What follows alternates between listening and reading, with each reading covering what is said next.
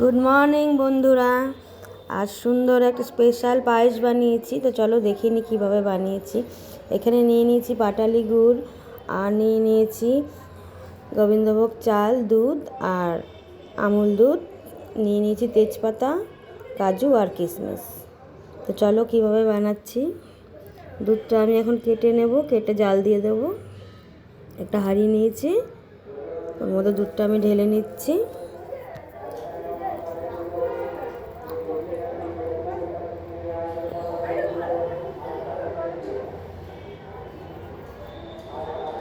সবাই তো চিনি, গুড়, নানান ধরনের জিনিস দিয়ে পায়েস, সিমুই খেয়েই থাকে।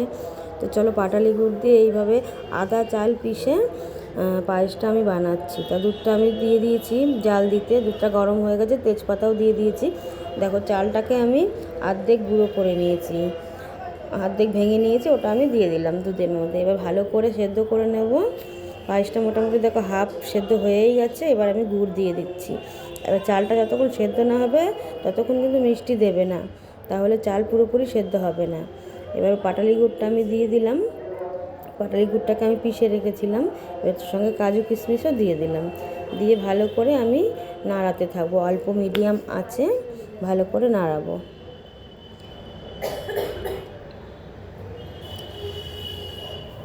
এইভাবে আস্তে আস্তে করে নিচ যাতে না লেগে যায় এইভাবে নাড়িয়ে নিতে হবে। দেখো পায়েসটা আমার পুরোপুরি রেডি। নামানোর আগে আমি 1 চামচ ঘি দিয়ে দিলাম।